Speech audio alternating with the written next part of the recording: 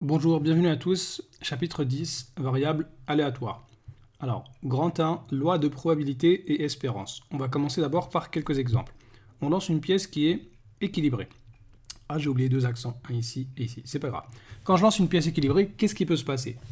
J'ai que deux possibilités, on appelle ça oméga, c'est l'univers, bref. Soit j'ai pile, soit j'ai face. Et ici, on va jouer à un jeu. Si on obtient pile, on va dire qu'on perd 3 euros. Et si on obtient face, on gagne 2 euros. Donc, on va noter x, la valeur du gain. X, ça va être ce que je vais gagner. Les valeurs possibles de x, c'est quoi? Moins 3 euros, puisque quand je perds, je mets un moins. Et 2. Donc, soit j'ai moins 3 ou 2. Maintenant, on calcule les probabilités. Probabilité que x égale moins 3. Ça veut dire que probabilité que je perds 3 euros. Vu que la pièce, elle est équilibrée, c'est 1 demi. Et probabilité de gagner 2 euros. Gagner 2 euros, ça veut dire obtenir face. C'est un demi aussi. Voilà, c'est un petit exemple simple. Alors, je résume tout ça sous forme de tableau. Je mets ici les valeurs de x, moins 3 et 2.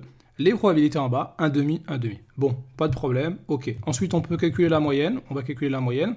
Alors, je rappelle, pour faire la moyenne, c'est quoi? On fait cette valeur multipliée par celle-ci, plus cette valeur multipliée par celle-ci.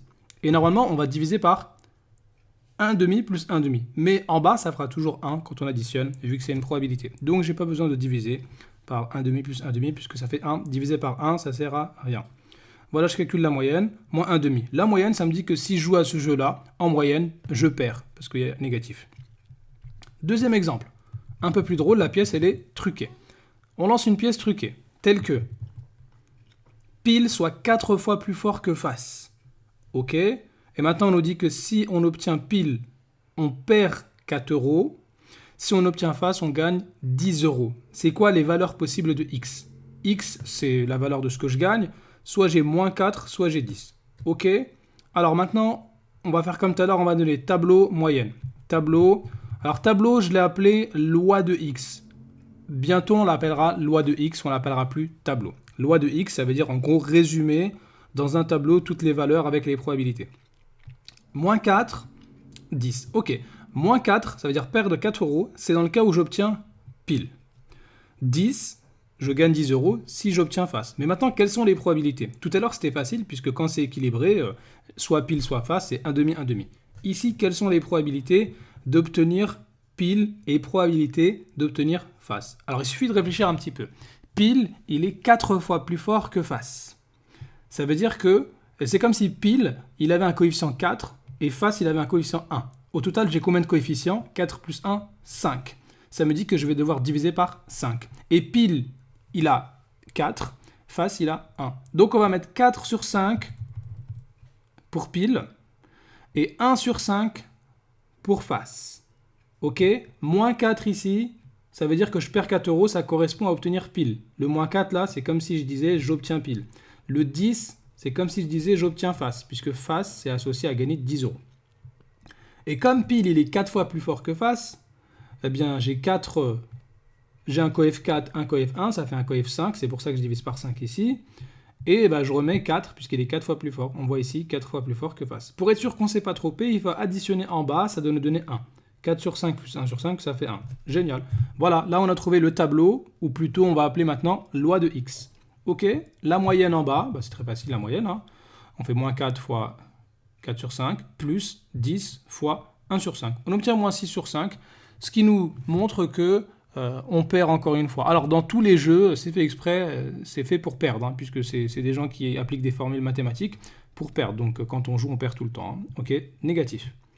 Troisième exemple. On choisit un nombre au hasard entre 1 et 10. Ok, d'accord. Si c'est un nombre impair, on obtient moins 3. On perd 3 euros. Si c'est un nombre impair, on perd 3 euros. Alors les nombres impairs, ils sont là. 1, 3, 5, 7, 9. Ok. Si c'est un nombre pair inférieur ou égal à 6, on gagne 2 euros. Les nombres pairs inférieurs ou égal à 6, c'est 2, 4, 6. Ok. Si c'est un nombre pair supérieur à 6, on gagne 3 euros. Donc si j'obtiens 8 ou 10, je gagne 3 euros. Quelles sont les valeurs possibles de x? X, c'est toujours la valeur du gain. Soit je peux perdre 3 euros, donc je mets moins 3. Soit je gagne 2 euros, soit je gagne 3 euros. Ok. Alors maintenant, il faut trouver la loi de x. Loi de x, première ligne, je mets les valeurs de x. C'est quoi? Je peux perdre 3 euros, je peux gagner 2 euros, je peux gagner 3 euros. Maintenant, il faut mettre les probabilités. Alors, les probabilités, si je perds 3 euros, ici, là, perdre 3 euros, ça veut dire que j'ai combien de chances? 1, 2, 3, 4, 5. J'ai 5 chances sur, en tout, il y a combien de nombres? 10. Ça fait donc 5 sur 10 pour la probabilité.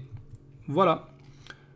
Gagner 2 euros, ça revient à obtenir un nombre pair inférieur ou égal à 6. 3 chances sur 10. Et obtenir 3 euros, gagner 3 euros, il faut que j'ai un nombre pair supérieur à 6. J'ai 2 chances sur 10. Voilà, je vérifie bien qu'à la fin, quand j'additionne, ça fait 1. 5 plus 3 plus 2, 10. 10 sur 10, ça fait 1. Génial. Et maintenant, eh bien, on va calculer la moyenne. La moyenne, on va commencer à l'appeler espérance. Ok, on va l'appeler espérance maintenant. Espérance, et on va noter comme ça, E de x, ça fait quoi? On calcule la moyenne. Moins 3 fois 5 sur 10, plus 2 fois 3 sur 10, plus 3 fois 2 sur 10, égale moins 3 sur 10. Et oui, c'est négatif, puisque les jeux sont faits pour perdre.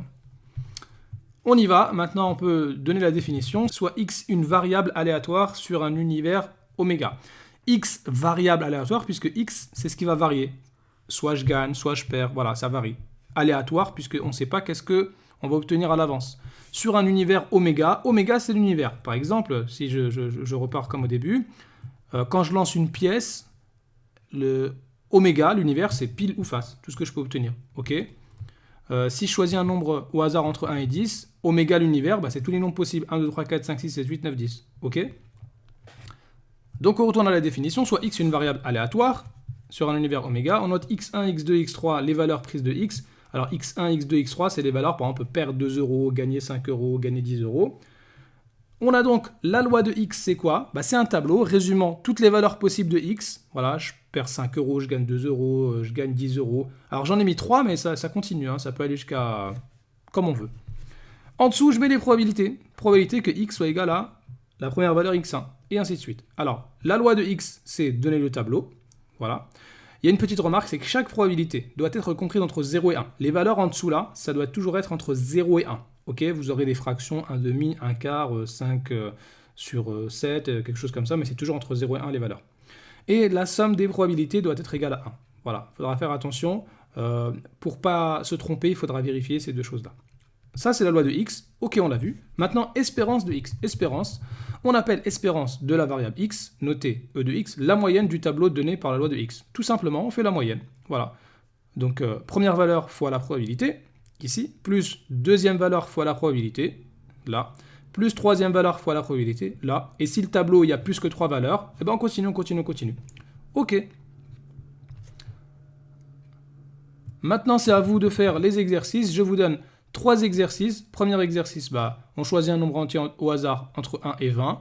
Si j'obtiens un multiple de 3, je gagne 3 euros. Si j'obtiens pas un multiple de 3, le contraire, je perds 1 euro. On note x, la variable aléatoire, égale au gain. Ok. Comme tout à l'heure, il faut me donner loi de x, c'est-à-dire le tableau, l'espérance, la moyenne. Deuxième exercice. On lance une pièce truquée qui tombe sur... Ah, j'ai mis 2 fois sur. Ok. C'est pas grave. On lance une pièce truquée qui tombe sur pile 9 fois plus que sur face. Ok. Si j'obtiens pile, je gagne 1 euro. Si j'obtiens face, je perds 10 euros. Pareil, le tableau, l'espérance. Troisième exercice. Lors d'une loterie, on propose des tickets. Sur les 100 tickets vendus, un seul ticket permet de gagner 50 euros. Ok. 10 tickets rapportent 20 euros. Ok. 20 tickets rapportent 10 euros. Ok. Les autres tickets sont perdants. Les tickets sont vendus au prix de 2 euros. D'accord? Donc là, ici, on ne fait que gagner. Ok, mais sauf qu'il faut payer 2 euros. Donc, soit x, la variable aléatoire, qui donne le montant du gain pour l'achat d'un ticket. Donnez la loi de x et son espérance. Alors ici, quand vous allez faire un tableau, eh bien vous allez faire un tableau avec les valeurs possibles de x. Quelles sont les valeurs possibles de x? Il faut vous dire que déjà, il y a un ticket qui permet de gagner 50 euros. Ok, donc déjà parmi les valeurs possibles de x, on va se dire il y a 50, on va avoir 20 euros, 10 euros, et tous les autres sont perdants, ça veut dire qu'on ne gagne rien. 0. Donc on a envie de mettre dans le tableau, on a envie de mettre les valeurs possibles. Ici, là, vous voyez là, on a envie de mettre 50 euros, 20 euros, 10 euros, 0, tout ça. Sauf qu'il ne faut pas oublier une chose. Il ne faut pas oublier qu'à chaque fois, il faut enlever 2 euros.